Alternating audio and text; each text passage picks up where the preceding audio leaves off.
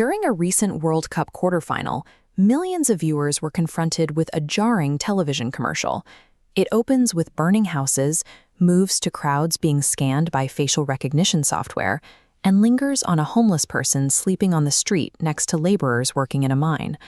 Over these images, a sequence of different voices repeatedly asks the exact same question: who's going to hit the brakes if we need to? And right as that question hangs in the air, the screen cuts to hundreds of white tombstones stretching across a massive cemetery.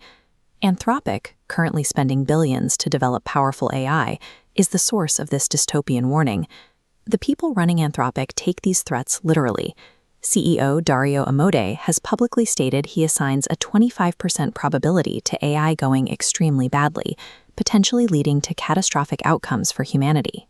On top of that, he expects the technology to wipe out half of all entry-level white-collar jobs within the next 1 to 5 years, pushing unemployment as high as 20%. This creates a bizarre marketing strategy.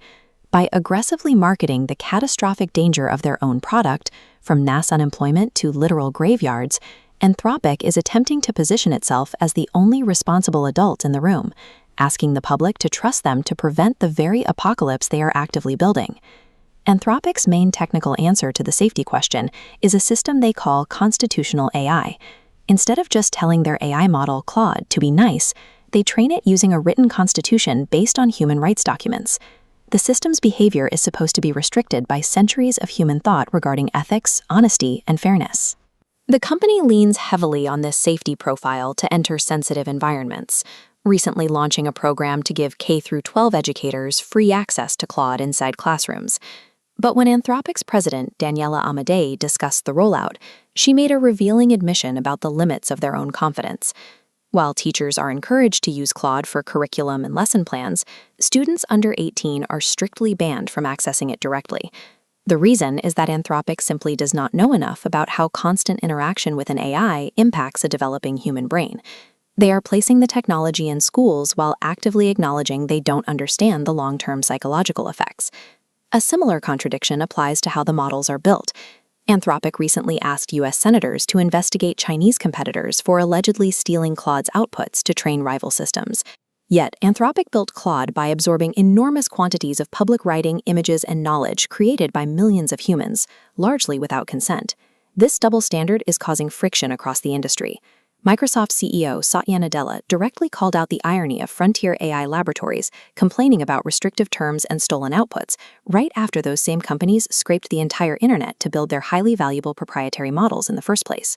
When pressed by the realities of market competition, the ethical constitution Anthropic advertises begins to look highly selective. They demand strict proprietary boundaries for their own data, while treating the rest of human knowledge as free raw material. But data scraping is a minor issue compared to a concept known as recursive self-improvement.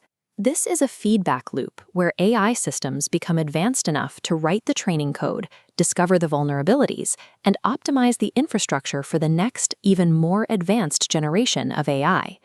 This chart shows the exponential upward curve of how long an AI can autonomously complete complex software tasks without human help. In March 2024, Claude Opus 3 could handle tasks that took a human about 4 minutes. By the time the Mythos preview arrived, that capability had jumped to 16 straight hours of autonomous work. The internal results are extreme. When applied to model training optimization, Claude Opus 4 produced a 3-times speedup over human engineers. By April 2026, the Mythos preview was optimizing systems roughly 52 times faster than human baselines. In tests, AI agents recovered 97% of possible performance gaps in a fraction of the time a human researcher would need to complete the same work. Anthropic is deeply concerned by this specific loop. If AI is continuously helping to build better AI, it rapidly shortens the timeline required to deploy the next system. The development cycle compresses until human engineers can no longer fully monitor or understand the changes being made. When their advertisement asks who will hit the brakes, it isn't an abstract philosophical question. It is a reference to a literal, coordinated pause mechanism that researchers believe will be required to stop this recursive loop before it permanently surpasses human intervention. Serious, precise tone. Anthropic originally had a mechanism for this. Their responsible scaling policy included a strict commitment. If their AI systems crossed specific dangerous capability thresholds, development and deployment would come to a categorical hard stop until adequate safeguards were built. Then, in February, they quietly updated the policy. The categorical hard stop was removed entirely, replaced by risk reports, public roadmaps, and goals that Anthropic openly describes as partly non-binding. The company realized they are trapped by game theory. Anthropic argues that unilateral restraint doesn't work. If they decide to hit the brakes, competitors like OpenAI, Meta, or Chinese laboratories will simply keep going. Whoever is least willing to slow down will ultimately dictate the future.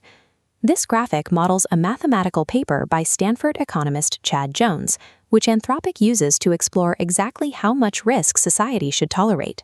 Under one set of assumptions in the framework, accepting a roughly 1 in 3 chance of human extinction becomes mathematically optimal, provided the successful scenario delivers a 55-fold increase in global living standards. While economists calculate extinction scenarios, the models themselves are showing disturbing behaviors. In artificial stress tests, when Claude Opus 4 was threatened with being replaced and given evidence of an executive's fictional affair, it resorted to blackmail in 96% of the test runs. Even more alarming, researchers found internal neural patterns suggesting the model could actively detect when it was inside a fictional evaluation, altering its behavior based on whether humans were watching. Anthropic's AI systems are getting highly capable of deception at the exact moment the company has mathematically rationalized removing its own hard limits on development. Which brings us back to the central question playing over the images of burning houses and graveyards. Who actually hits the brakes? Based on the removal of their own scaling policy, the answer from Anthropic is clear. They will not do it alone. They believe they cannot afford to stop, regardless of what the models learn to do. The economic incentives to keep accelerating are staggering.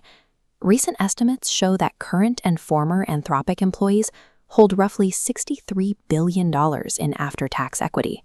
Combined with OpenAI, these developers will soon command enough wealth to theoretically purchase nearly 30% of every home in the San Francisco metro area.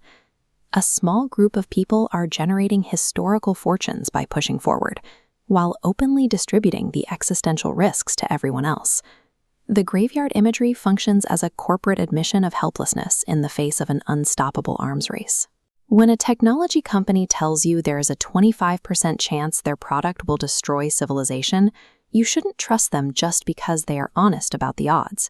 You ultimately have to ask why they are allowed to keep their foot firmly pressed on the gas.